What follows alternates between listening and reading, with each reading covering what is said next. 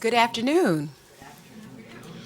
We want to welcome everybody here who is here at the Brookings Institution with us this afternoon, as well as those of you who are watching us in C-SPAN, who is kindly covering this event this afternoon. I have the pleasure of, for those of you who know me, not sitting on this panel, but actually being someone who is interested in the topic. My name is Dr. Nicole Turner-Lee. I am a fellow in the Center for Technology Innovation, which sits in our Governance Studies Department here at Brookings. But I have this great honor to introduce the moderator for today's event, which is going to address the role of minority voters in the midterms, which cannot be much more of a timely topic today than ever before. Dr. Fred Harris is a non-resident fellow here at Brookings, but he's also, most importantly, the Dean of Social Science and Professor of Political Science at Columbia University. He also serves as the director of the Center on African American Politics and Society, and I would like to say that he's probably one of the most preeminent scholars that we have on African American politics, with his publications, including books entitled Something Within, Religion and African American Political Activism, which was awarded the VO Key Book Award by the Southern Political Science Association, the Best Book Award by the Society for the Study of Religion, Scientific Study of Religion, and the Best Book Award by the National Conference of Black Political Scientists. He is also the co-author of Countervailing Forces in African American Civic Activism, 1973 to 1994, which received the W.E.B. Du Bois Book Award from the National Conference of Black Political Scientists and the Ralph Bunche Award from the American Political Science Association. His most prominent book, The Price of the Ticket, Barack Obama and the Rise and Decline of Black Politics, and Beyond Discrimination, Racial Inequality in a Post-Racist Era, both written in 2012, respectively 2012 and 2013, have received numerous awards, The Price of the Ticket receiving the Hurston Wright Legacy Award for nonfiction. He's also a regular contributor to publications that include The Dissent, the London Review of Books, the New York Times, Society Souls, and the Washington Post. I also know Dr. Harris from a previous life. We both were in grad school together, though he is much older than I, I must say. So with that, I could not be more honored and humbled and pleased to have Dr. Harris with us to kick off this wonderful event. He will come up to the stage and actually introduce his panelists. Please follow us with any comments on 2018 voters, which is our hashtag, so that we can continue this conversation beyond this place. And again, join me in welcoming Dr. Fred Harris to the stage.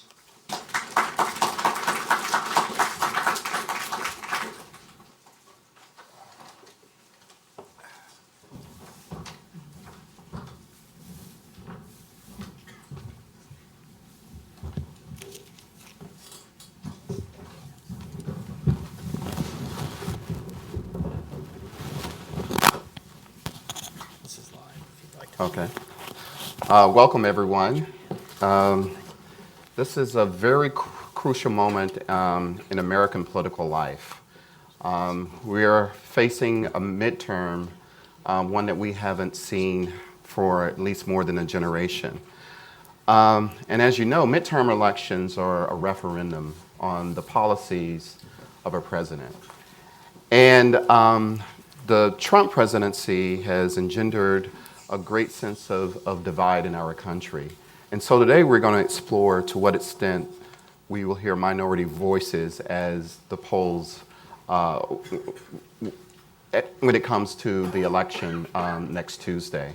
And so we have a preeminent panel of specialists with us. I have to say, Jessica Reeves, who is the Chief Operating Officer of Voto Latino, was scheduled to be with us today.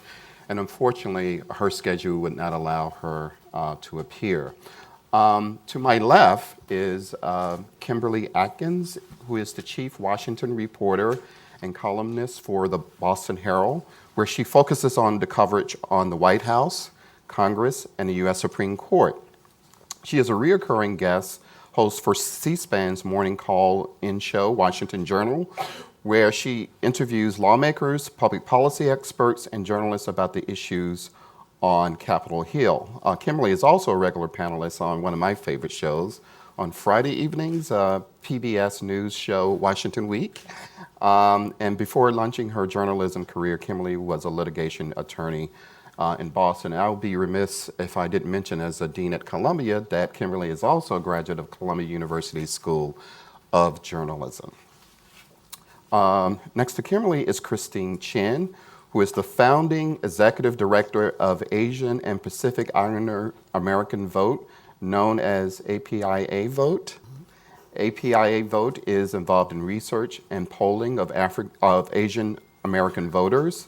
The organization's efforts have strengthened local grassroots programs by reaching out and mobilizing Asian American and Pacific Islander voters to the poll. Christine has more than 2 decades of experience in organizing and advocating on issues such as immigration, hate crimes, affirmative action, the census, racial profiling, voting rights, and election reforms. And given those issues, given your decades-long commitment to these issues, they're still in the forefront today. So we're looking forward to hear what you have to say, specifically generally about minority voters, but specifically around the participation of Asian American voters. Michael Fontroy is Associate Professor of Political Science, Associate Chair, and Director of Graduate Studies in the Political Science Department at Howard University, where he teaches courses on African American politics, interest groups, the presidency, and political parties. Michael served as a civil rights analyst at the U.S. Commission on Civil Rights, where he conducted research on such issues as voting rights and fair housing. He is the author of Republicans and the Black Vote, which analyzes the historical relationship between African Americans and the GOP. So, I want to start with this general question. So after two years of the Trump presidency, many are predicting a blue wave. But we're not in normal times. That is, the country is divided, and many see that much is at stake in this upcoming election. So the question I want to start with, there's a question whether minority voters will contribute to this so-called blue wave, or whether lower than hoped for turnout will prevail and keep the political status quo intact. What are your thoughts about the role of minority voters next Tuesday? I mean, I think that's the $60,000 question coming up with these midterms that are coming at a time. We've had 2 years, as you said, 2 years of President Trump, who has proven to be the most polarizing figure in modern American politics in a lot of ways, including racially. So when we're talking about minority voters, that has to have an impact.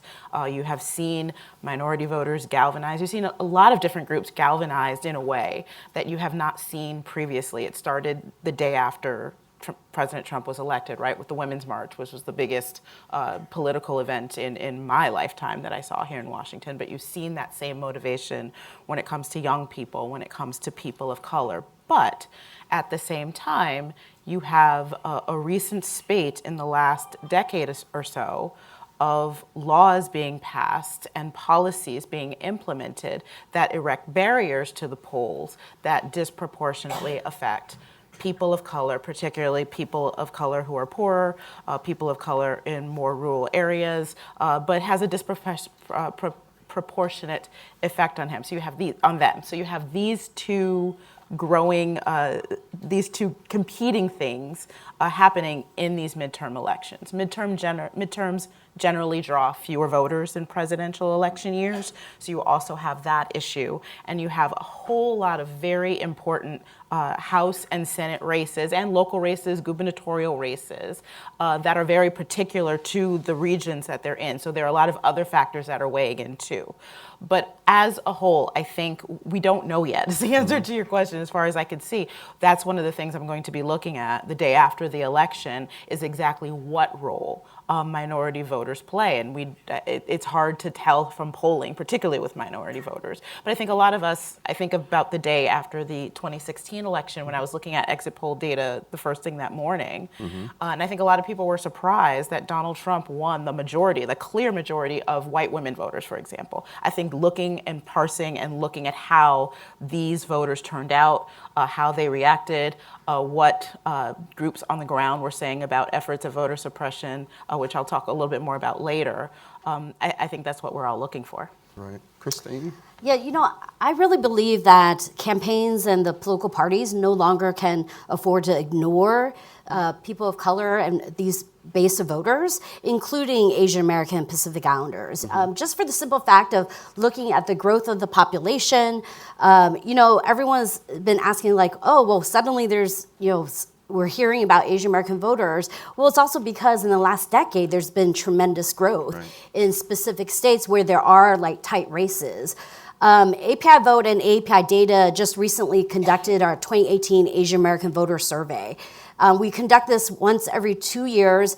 It's one of the few in-language polling that's done on Asian American voters. And I have to really emphasize in language because there are also differences in terms of those that go ahead and take it in English versus another language. And from our survey in September, we have 76% who are planning on voting. And that's actually even higher for some ethnic communities, like Indian communities as high as 80% and 86% for Japanese Americans. Also, I think Democrats right now going into this should be catering to the Asian American voters because according to the polling, they also have an advantage when it comes to the issues and also in the Senate races. They actually have 50% of voters that were surveyed are looking at voting for the Democrat, and then around the same amount for the congressional races as well. But I would really have to emphasize that probably a quarter of them are still undecided. So there are still even undecided voters going into this. So it goes back to, again, what are the campaigns and the parties doing to engage these base of unlikely voters as they usually critique them as. And I would have to say, as we've been phone banking, so API Vote, we work with local nonprofits in 27 states. So they are currently they've been doing voter registration, phone banking, door knocking. We actually sent out over 500,000 mailers in language. We translate into 9 different languages in 21 different states. So as we're following up with phone calls, some of them are even saying, oh, how did you get my phone number or my address? So that tells me no one's ever touched them, right? No one has actually reached out to them to even persuade them to vote for their particular candidate. Yeah. So direct mobilization is very important, and we're going to talk in a moment about specifically about Asian American voters. I think one important thing to note, which I'm sure you're going to remind us, is that Asian American voters are not a monolith, right? And so those statistics that you gave about sort of 50% in support of one particular political party, I think is worthy to note. Michael, what do you have to say? Well, I would say first and foremost that you can't have a blue wave without a black wave and a brown wave and an Asian Pacific Islander wave. And so the results from this election, whether it's blue or not, I think is almost entirely a function of what happens in these communities around the country. Now, it's very interesting because you have some headliners in some of these races that could potentially drive turnout. Okay, so if Bill Nelson holds on to his Senate seat in Florida, it might be because Andrew Gillum at the top of the ticket running for governor was able to draw in more African Americans than might otherwise turn out. We may see similar down ballot impacts in Georgia and in other places around the country, not far from us in Maryland, in New York. I think the Tish James New York Attorney General race has not gotten the kind of attention that perhaps it should, because it could have some significant impacts as well. So I think that we are perhaps in the first election, in some ways even the first midterm election, even including the one in between the Obama elections, in which minority voters will actually determine some really big questions. And so there are a couple things that initially stick out to me. One is, at least in terms of African American voters, there's really high energy around the country. Now, the other side of that, though, is that a lot of that high energy is driven by anger with the president. And so we need to see if that anger with the president will translate to materializing at the ballot box. We don't quite know yet. We won't know until the election. And it's also existing in an environment in which there's deep concern about voter suppression, voting machine concerns and issues. If some of the reporting coming out of Texas, for example, is true with regard to the early voting, then we may well have a very serious problem in terms of electoral administration. And then lastly, I teach undergraduate and graduate students. And my 18-year-old freshmen were 8 years old when Barack Obama was elected president. And so their sort of whole understanding of American politics is not in any way connected to what the history of American politics has been. And for many of them, they don't understand why things are the way they are. And for them, it's a bit of a reckoning. And they're beginning to understand that it's not enough to just vote in presidential elections. And this blue wave that we're discussing here is largely going to be driven in many ways by younger voters, who, by the way, are the most unreliable voters in the American electorate. So there's a lot going on to suggest that there will be a blue wave, but many of those suggestions, you turn that coin over, and there are a lot of reasons to be concerned as to whether or not it will actually materialize. Yeah. Well, I want to build on that. As you recall, when President Obama faced his first midterm and lost miserably, he described it as a shellacking, right? But it's something different about President Trump. He's engaged his core constituency since basically he stepped in the White House, which suggests that there's a great deal of mobilization or connection there. And that perhaps this blue wave that many are predicting may actually be closer than many of us think because of that engagement. We're not living in normal times. You know, presidents normally don't have that level of engagement with their core constituency during the first years of their presidency. They usually wait to the reelection to sort of really deeply engage. Any thoughts about that, about the closeness, the potential closeness of this election? Well, I think it will be a lot closer than we are believing. Part of that is because of polling. Polling is more difficult now, particularly among millennial voters, younger voters. You know, my students don't have landlines, you know. They don't do a lot of the things that people of my generation do, so they're harder to reach in polls. And so we don't actually know if the polling we're seeing is undercounting these voters or in other ways sort of being inaccurate. So I think that's a really big concern in terms of trying to figure out what's going to happen. Now, President Trump is playing to his strength. He's been campaigning since 2015 almost continuously. Right. All right, so your point with regard to the sort of keeping connections to the base is absolutely well taken. Now, the other side of that is if all you have is a hammer, everything looks like a nail. And I think that's kind of what he's doing. He's not doing the policy thing in a traditional way. But if he can keep control of the House and the Senate, then he'll be able to continue doing what he wants to do. So I get it, I understand it, and we will see, of course, on Tuesday if that's actually the best strategy. You know, at the same time, you know, I view that the last 2 years, because the different policies and different proposals being tossed out there, everything from immigration to healthcare, affirmative action to census, no one actually took a break. So like all the different nonprofit and advocacy organizations and their members, they've been constantly busy, whether it's participating in rallies, visiting your members and elected officials. But because of that continuous activity, I see that people have continued to learn and be more sophisticated about recruiting volunteers. And instead of just resting for 2 years or resting for 4 years. They've actually been continuing to build. So I think there's more of also of an infrastructure leading into this election that we haven't seen.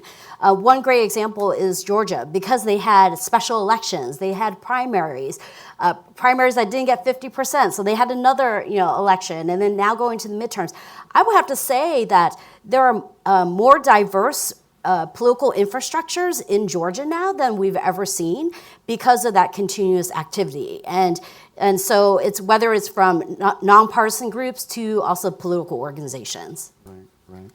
Well, Kimberly, you've been doing, you're a journalist, so you've been watching with a wide lens with what's going on in the election. But I want you to focus in on what's happening with Latino voters, particularly around the sense that the rhetoric around immigration is instilling a sense of fear within that population, and of course everyone else can jump in too. But can you give us a perspective or to talk about the implications of the rhetoric around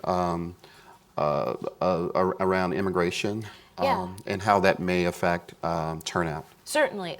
So we have seen, in particular in the last couple of weeks, President Trump make his closing argument in the midterms focused entirely on the issue of immigration, specifically on the issue of illegal immigration, and specifically in a way that is trying to invoke fear and demonize a certain group of people, primarily Latinos.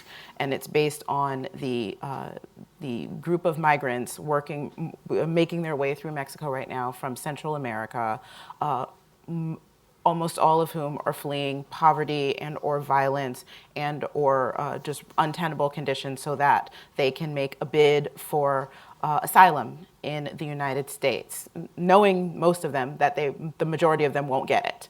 But it was worth making that trip anyway.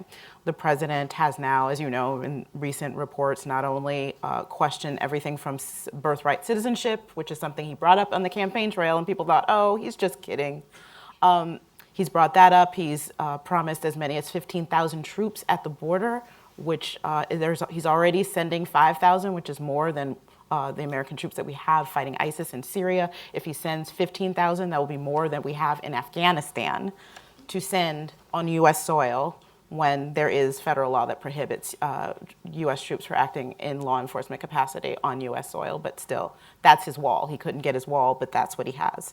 So that is serving, in his view, to galvanize his base, to galvanize primarily white voters who supported him in stoking this fear. During the 2016 election, that fear was stoked at Middle Easterns, right, with the Muslim ban. Now it is the Latino population in the United States, also threatening Latinos. He had a tweet last week that said all levels of government and law enforcement are watching carefully for, all caps, voter fraud, including all caps early voting. Cheat at your own peril. Violators will be subject to maximum penalties, both civil and criminal, clearly designed to put fear in Latino Americans who can vote, that somehow if they do vote or if they engage in government, that could put perhaps other people in their family who are legal residents or who are not legal residents in some sort of danger. He's staking his claim on this. The problem is this very well could motivate his base, and Latino voters have had historically low turnout for a lot of reasons, including voter suppression efforts that I can get into more later. This very kind of fear that doing things, engaging in government in ways like voting, things that they have a right to do, could somehow backfire on them. And frankly, the lack of political infrastructure built by either party to really engage these voters. Generally speaking, when it comes to canvassing rarely reaches Latino voters in this country. When it comes to polling rarely reaches Latino voters. I mean, I wrote down when you said, Christine, the idea of unlikely voters. We see in the press, we certainly always see, registered voters, likely voters, and that's who everybody focuses on. And it's almost a foregone conclusion that Latino voters are unlikely voters, and so nobody pays attention to them. Nobody's reaching out with them with a message. I think this year there's been a big question as to what the message of the Democrats has been to counter Donald Trump, and it seems to have been a bit all over the place. It seems that the Democrats kind of started saying, oh, well, we have to reach out to these forgotten voters that the president's talking about, these white guys who lost their steel working jobs in Pennsylvania and who are disillusioned with the Democratic Party, when that is a very, very tiny contingent of the voting population. And then they went to issues, which frankly speaking, when you talk to Latino voters, Black voters, others, their number one issues are not crime, it's not immigration. It is things like healthcare, it is things like the economy, it is things like education. These are the things that motivate them most. They started talking about that, and now they're back focused on Donald Trump. Democrats and are opposing that message. So in a lot of ways, Latino voters just get left out. And when you see at the end, wow, President Trump's saying all these things, but we did not see the turnout we expected, those are the reasons why. Okay. Also, I don't know, I'm going to weigh in on it, but I do want to, I don't want to run out of time because we have still some questions to get through, but I want Christine, for you to say something about what's been described, at least among some political scientists, as the Asian American political participation paradox. That is that Asian Americans on average have higher levels of education than average Americans. But among racial and ethnic groups, they're among the least likely to come out and vote. So could you say something about that? And could you say that if you think that this midterm election will be different than it has been in the past? Right. So, historically, there is a reason why the numbers for Asian American participation is lower because, first of all, you have to realize that Asian Americans couldn't even immigrate and become citizens, really in large numbers, only starting in 1965 when immigration laws changed. And then, even then, it takes a while to get settled and actually build organizations, even nonprofit organizations to actually do this work. API Vote, we were established in 2007, right? And so only then we started reaching out to local nonprofits to help them convince them that they're allowed to even do this work and try to even change the culture or understanding of like when you become a citizen, what does that actually mean and what's the process like to actually go vote? So, you have a lot of issues in regards to also education and their perception of what voting is like, and it's so complex, right? We know that in every single state, the laws are, vary, and then for those, about 2/3 also speak a different language, so there may be also language issues, and so that's why we also provide a hotline during this time period because a lot of them also are asking questions in language about the elections in itself. Right. But we also shouldn't think of those groups as monolith, right, in terms of their turnout. Can you say more about the differentiation? Right. So even though I provided general numbers from the Asian American poll that we conducted, there are differences in terms of by ethnicity. So traditionally, Vietnamese and Filipino Americans are a lot more Republican leaning. The Chinese in the past have been more Democratic leaning, but now we're actually seeing them not identifying with either party. So we're also seeing that growth of those undecided voters. But I will say in terms of issues that motivate them, it does go back to, it's similar to the Latino community. The number one issue was jobs and economy, healthcare, education, and then also gun control. 7-1 are supportive of gun control, and it's even higher among immigrant-born voters. So these are things that are not necessarily seen or talked about or covered when you're thinking about gun control and Asian American voters.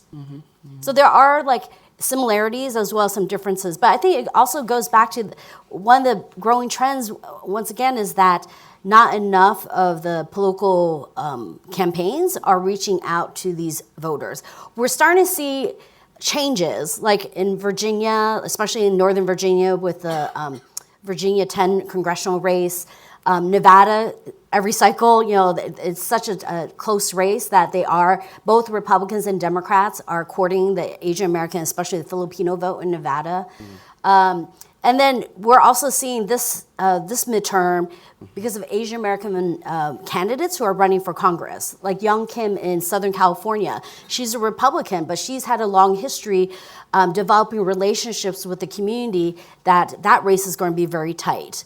And then in Houston, Texas, Sri Kulkarni, he went ahead and established a field program in 16 different languages. And he has volunteers identifying Asian American voters and their sub-ethnic groups and have those volunteers reach out to them in different languages. It actually helped him in the primaries. He was not expected to win the primary, but he increased primary participation by increasing Asian American voter participation. Right. That's remarkable. And so it's interesting that you mentioned the case in California, this candidate who seems to be drawing on his connections to the Asian American community. So what I want to ask you, Michael, is that we know from the literature on African American politics the role of historic first in mobilizing black voters. We saw that, of course, with the case of Barack Obama, historic turnouts, even in 2012, for the first time in American history, recorded history at least, African American voter turnout exceeded white voter turnout. And we saw that decline in 2016. But we have on the ballot 3 black gubernatorial nominees in Florida, Georgia, and Maryland. And as you mentioned earlier, the Attorney General's race, where you have 2 African Americans who are nominees. What effect do you think that's going to have on black voter participation? Well, I think first and foremost, party operatives in all of those states are hoping that they can have in microcosm what the National Democrats had with Obama in 2008 and 2012. And I will tell you, the Abrams race in Georgia and the Gillum race in Florida are particularly interesting in that regard because I think that they have the potential to drive out turnout in a way that perhaps you might not see as much in Maryland with Ben Jealous. So that's part of it. The other part of it is the ability to drive out turnout is also a function of who you're running against. Right?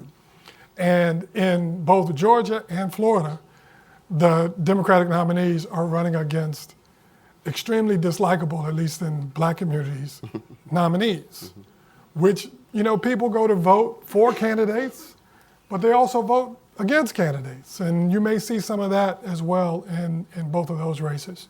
And so I think that those 2 races will have a great impact on turnout, and as I mentioned earlier, could have a cascading effect on down ballot races. And, we could wake up on Wednesday with a whole bunch of historic firsts, okay? First black New York Attorney General, first black Florida governor, first black Georgia governor, and if there's a really big turnout in Maryland, perhaps even first black governor in Maryland. And if that happens, I will be shocked, but it could be a really big day in terms of generating enthusiasm going forward for politics. Remember, I think this is important. We're hearing stories about early voting and a tremendous turnout in early voting, but even in best case scenarios, we're fortunate if we get 51% turnout in a midterm. And if these candidates have the potential to take those numbers way beyond that. Okay. Are we looking at the future, or are we looking, or are we in the moment of the past? In the sense that, I had mentioned this before, but in talking here, I wonder how much demographic change is a part of the stories that we're hearing here, both sort of the reaction of many conservative white voters, and we're going to talk about voter suppression in a moment, and the opportunities for candidates of color to be the nominee, viable nominees of candidates to be governor of Georgia and South Carolina is something, in Maryland, let's not forget Maryland, it's something that we haven't seen in quite some time. I mean, there's an African American president before there were governors of deep South state, with the exception of Virginia, right? Well, let me just, you raise a very interesting point because, as you will recall, in the aftermath of Jesse Jackson's 1984 and 1988 campaigns, there was tremendous mobilization of black voters that resulted in a whole bunch of African Americans being elected in places that we had not seen. Doug Wilder in Virginia, Norm Rice in Seattle, Wellington Webb in Denver. Mayor of New York. David Dinkins in New York, of course. And so perhaps what we're seeing is a sequel to what we saw in that period, in which you now have these other candidates, some of whom are seen as cut from Obama cloth, if you will, and who are, taking the baton in new directions that we had not previously seen. Are we seeing more Asian American or Latino voters? One thing I would be remiss also not to mention that there is an intersectional connection here, because there are lots of issues regarding women in politics, which is also a response to the presidency of Donald Trump, the women's marches, the Me Too moment. And so we're seeing women of color who are also emerging. In your town of Boston, there was a breakthrough. Yeah. And in my city of New York, a Latina beating Democratic incumbents, white men. Any thoughts on that? Are we seeing the future, or is it sort of temporary like we saw in 1992 of the Year of the Woman? Yeah, I mean, that was going to be one of my points, is the corollary of the Year of the Woman after the Anita hearing, the Anita Hill testimony in the Clarence Thomas confirmation hearing, before this all-white panel of men in the Senate Judiciary Committee spurred this election of a lot of women to Congress, including Senator Dianne Feinstein, who's on the committee now. These things are cyclical, because we saw the election of women, but we really did not see a lot of fundamental from-the-ground change. I think the election that you pointed out of Ayanna Pressley out of Boston, who defeated an incumbent Democrat who was popular in Boston. Mike Capuano, nobody disliked Mike Capuano in Boston, but it was the state's only majority minority district, and it was on the issues, they were exactly the same, but it was a matter of who did this district want to see go to Washington to represent them. And she had the energy, she was a black woman, and that was the face that they wanted to send to Congress. I think we are seeing some of that.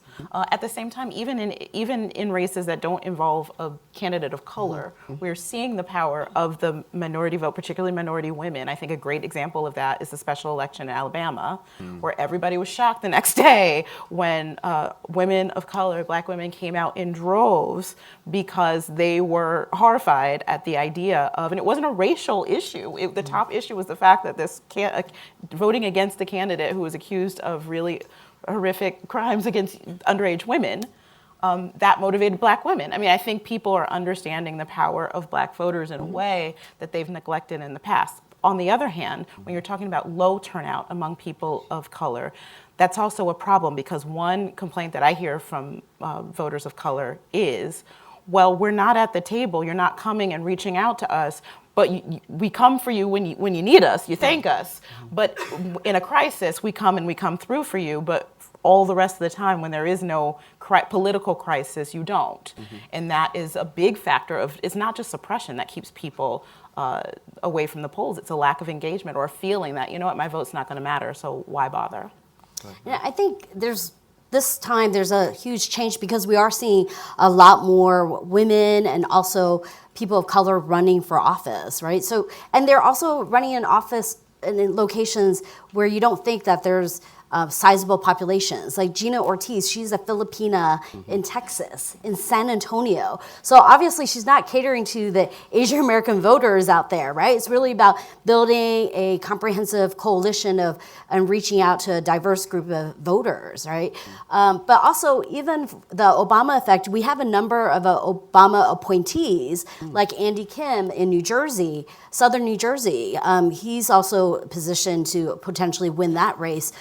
He was an appointee during that time period, and so he was inspired to run. So we're seeing that, but also, once again, the population growth, like in Orange County, there's a large Vietnamese population. Now, for this election, we actually heard that there are 24 Vietnamese Americans who are running for office, and 13 of them have the same last name, no way, right? So they actually have to differentiate themselves. But we've never seen that, and even in one location, even when there's been a growth of a population. Yeah. So it does sort of signal the growing diversity of the electorate as well as those who are running for office. Right. I want to get to this point that we've been pointing to, that we're going to get to since we started, and that's voter suppression. And so this is really the other side of of voter participation. So we talked about with Christine building institutions or organizations in order to facilitate or bring people within the electorate. With African Americans, we've talked about the importance of political empowerment, particularly in the instance of historic first. Mm-hmm. And we talked about sort of the galvanizing force of women in the electorate. But there's an other side of this, and that's voter suppression. And I think it's important to note that in the Supreme Court decision, Shelby County versus Holder, which was rendered months after Barack Obama was reelected as president, where you had a historic turnout of African Americans, that the Voting Rights Act was weakened, right? The enforcement, Section 5, where there are any changes in voting laws, has to be pre-cleared through the Justice Department or through a federal court.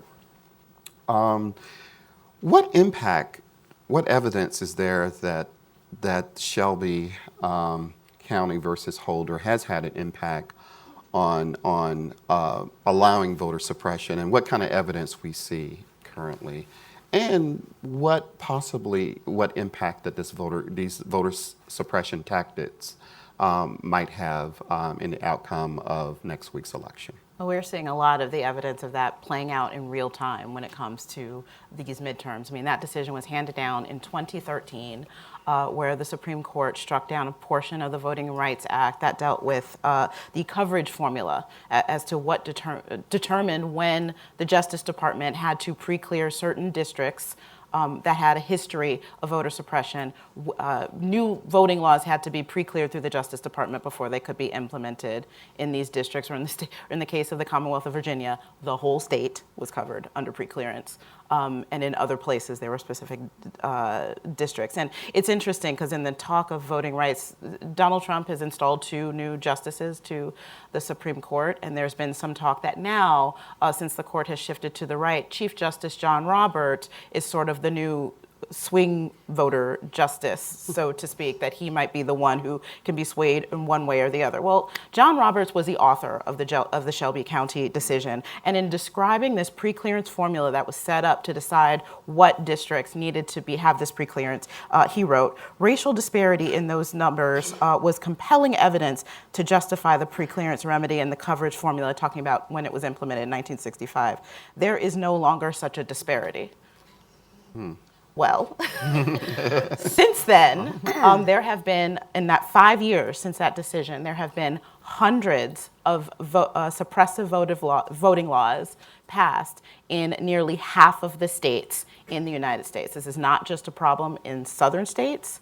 This is happening all over. And these laws vary, and they've been challenged, but a lot of them have been upheld. For example, voter ID laws that have been passed, probably the most pervasive form of this, have largely been upheld, but some of them are even more, about more than showing an ID. For example, in North Dakota, where there is a very close, a very important Senate race taking place, there was a law implemented that required a person to have a street address on their ID in order to vote. Well, you have thousands of Native Americans who live in rural communities that are off the postal grid, essentially. They go get their mail at post offices, and this essentially disenfranchised all of them. This law was passed, coincidentally enough, right after Heidi Heitkamp won her election by what was seen as an unexpected victory, and suddenly the state really needed this law.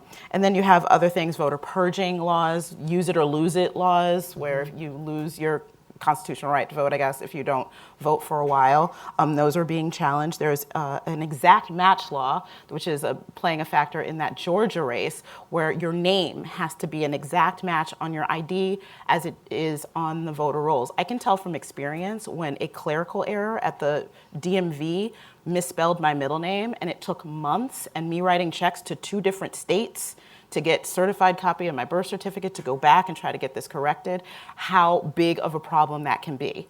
And that, of course, disproportionately affects communities of color because it's folks of color who are more likely to have a name that may get confused or there may be a typo, like it was a leaving off one letter out of my middle name that caused all of that trouble. Fortunately, it didn't keep me from voting, but if you are poor, if you live in a more rural area, if you don't have access to the resources to pay 2 more fees just to get your personal information right, though it was mistaken by no fault of your own, you can understand how this can be a burden on folks. Proof of citizenship requirements, that was something that was stopped by the court, but it was tried by Chris Kobach in Kansas, who, as you know, was the short-lived chairman of the President's Committee on Voter Fraud, which we can talk about the non-existence of that, the virtual non-existence of voter fraud. But he is a chief architect of a lot of the voter suppression efforts you're seeing across the country. So literally hundreds of laws. There are right now tens of thousands of voter registrations that are being challenged, I think in Georgia alone, based on that exact match law. I mean, we're talking about thousands of votes that are at stake in elections where the margins are going to be really small. So it's a big, big impact. And even for states that don't have a voter ID, some of the polling locations where if you're seeing an increase of Latino and Asian voters and you're not used to seeing that, they are also asking them specifically for ID. And so they're self-selecting, whether or not you really live in that particular district and have the right to vote. But I will have to re-emphasize in terms of the match and the clerical issues, especially when those who are processing the voter registrations forms, they're not used to seeing these names. And there are a lot of times clerical mistakes, or even for the Asian community, many times my Chinese name is Chen Difang. Chen is like the first part of my name. So we always have to emphasize to our volunteers, make sure that the last name is actually put in the last name and the first name is placed in the first name when they register.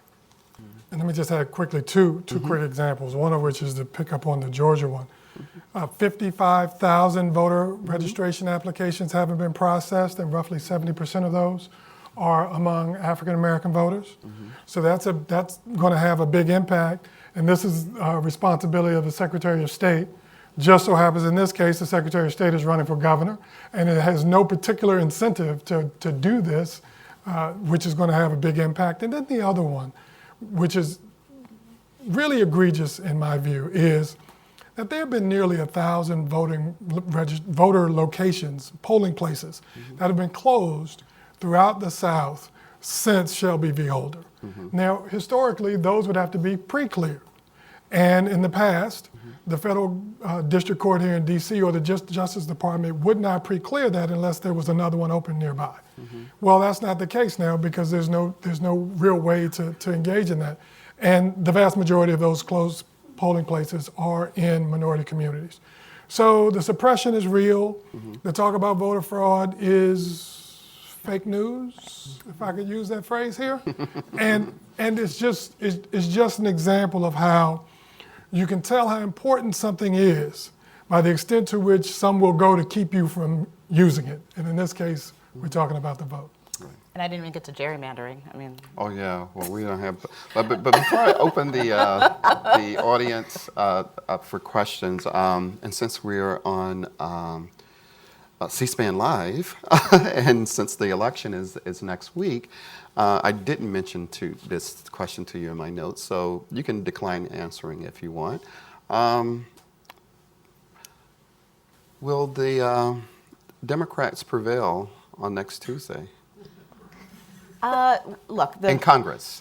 The House races looks positive for the Democrats. I think the latest estimates out in the last day or two were somewhere between 30 and 40 seats that the Democrats could pick up. They need 23 to regain control of the House.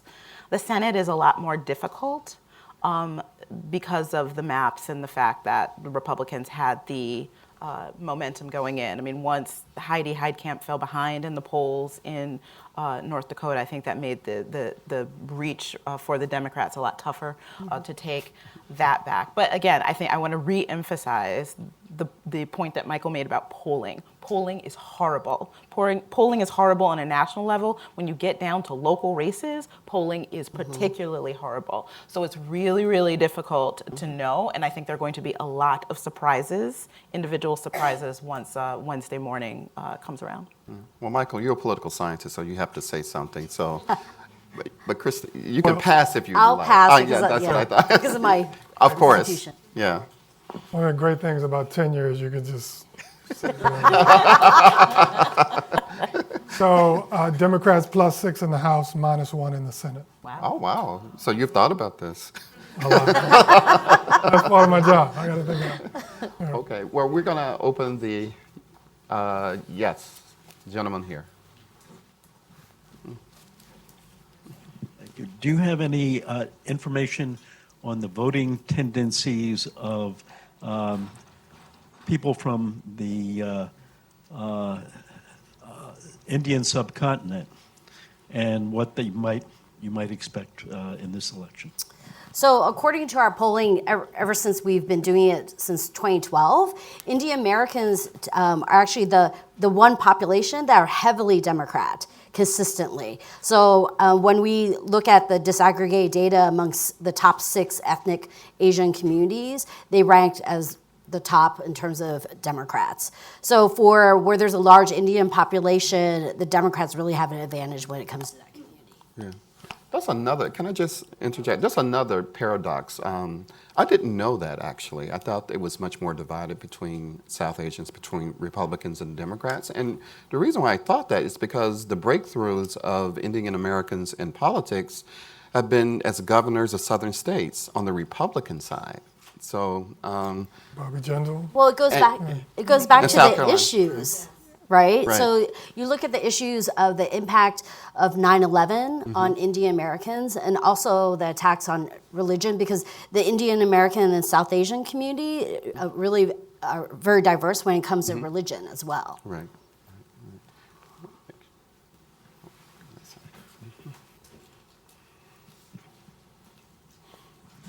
I haven't voted on a regular election day since the first Obama election. Long lines. I've done early voting ever since. I don't know why anybody doesn't do early voting if they can. Do you have any feel for how early voting is doing in predominantly minority communities? Is it higher than expected, higher than normal? Any clues? Yeah, I mean, so far from the data that we've seen, early voting states, the turnout across the board has been higher as compared to past election years, which sort of shows that the base is galvanized. You know, keep in mind that early voters or voters who are tend to be politically active people, active voters, minds made up early, more base voters than those who are independents or in the middle. But so far there have been higher numbers, but you can't tell from them yet whether that is going to equal overall higher turnouts among minority population groups. I just don't think we have enough of those numbers yet. And I do daily work on this, and it just came out that there are 12 states have already exceeded their total early voting numbers from Mike, please? Oh, I'm sorry. Okay. I do work on this at the National Education Association, and this just we just put into the Excel sheet. But there are 12 states have already exceeded the total early voting numbers from 2014. Over 22 million have already voted, but like you said, it still hasn't disaggregated it in any kind of ethnic minority or terms. Any other questions? Did you have a question? Yes, this.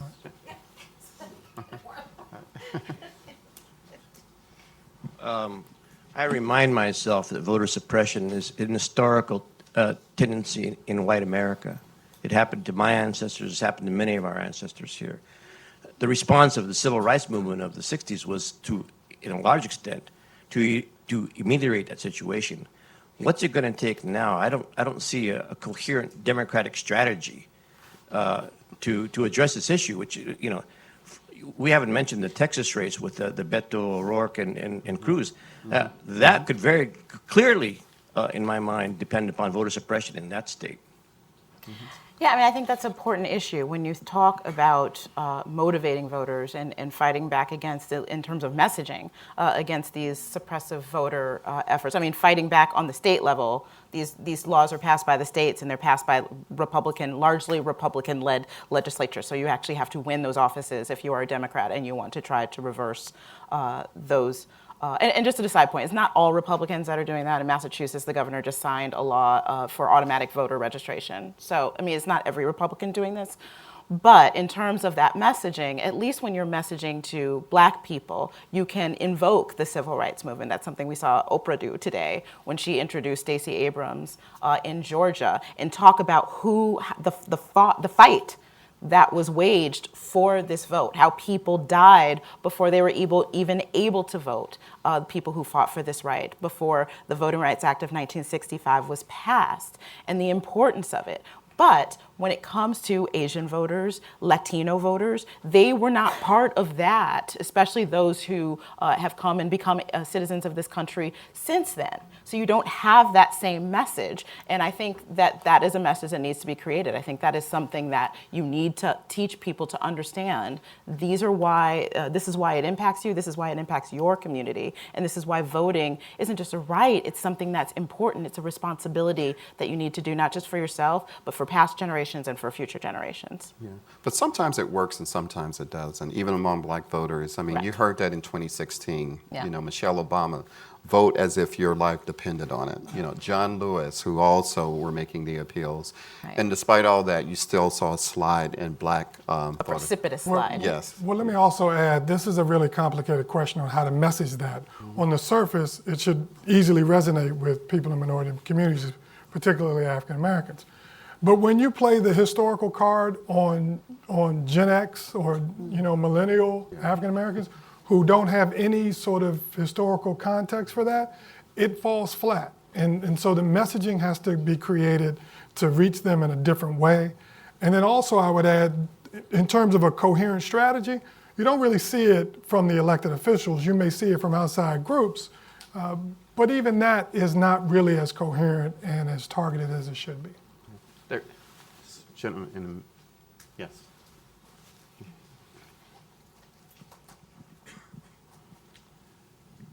Thanks, Brendan Campbell, Arizona PBS. It's unfortunate that Ms. Reeves isn't here as well, but I'd like to get your opinion.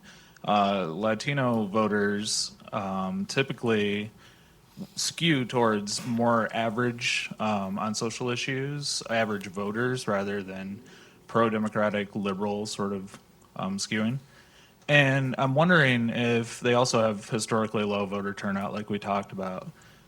This election is being framed as a referendum on Trump, and largely, and I'm wondering if that's going to get us over that barrier too, because there is a lot of antipathy amongst Latinos towards Trump. If it's going to draw out their voting, and which way that's going to skew. I mean, I think it's one input, and I'm not a Latino voter expert, but I think it's important to note here that just like Asian American voters, Latino voters are not monolithic either.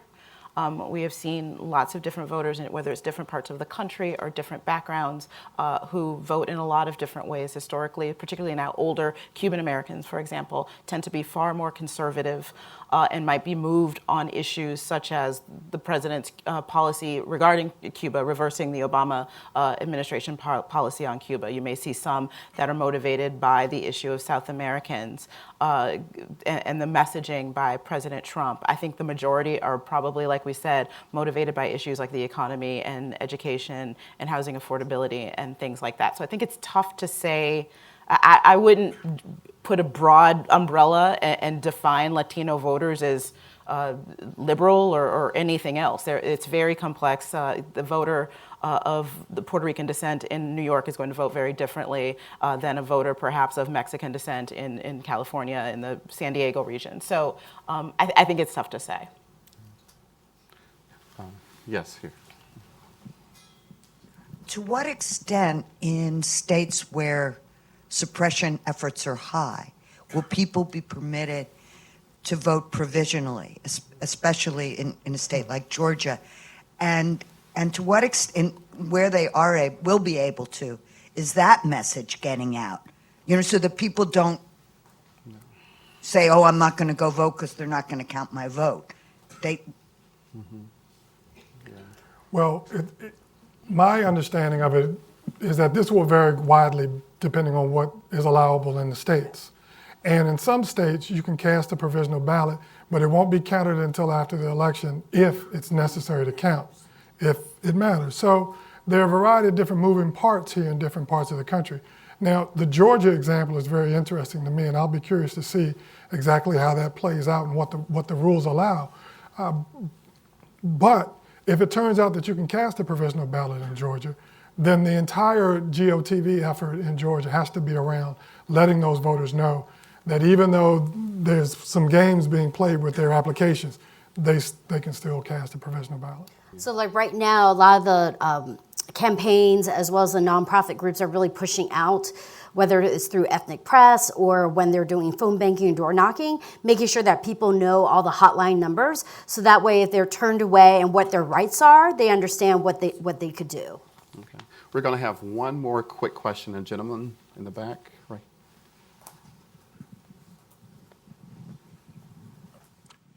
Good afternoon, everyone. I'm currently a student at Howard University, and one of the major issues that I've had or witnessed or experienced is absentee voting. And many students who apply for absentee ballots but often do not receive them in time. And in their case, they feel like, well, at this point, there's no point in me sending it back. It won't even get back into their county or their clerk's office, city clerk's office in time for it to be counted. And so I just want to just briefly ask what do you think, how to change that, or the suppression that may be surrounded by absentee voting for college students? So I know APAV, we work with in a broad coalition with Young Voters Collective. And one of the things I know early on we've also been trying to emphasize is that to consider just registering on with your address on campus, because their vote there is just as important. So that's one thing. But now it's also about making sure that they know where the polling locations are and or early voting locations. There's been some also issues around that because the early voting locations are a lot further from campus, or the lines have been too long and they haven't been able to accommodate everybody, but they have. So there have been like voter suppression tactics being conducted that way, unfortunately. Okay. Well, unfortunately, we've run out of time. We'll all be waiting with bated breath next Tuesday to see how all this is going to turn out. But I want to thank our panelists for participating in this great discussion. Thank you. Thanks for watching. Be sure to like and subscribe for more videos from Brookings.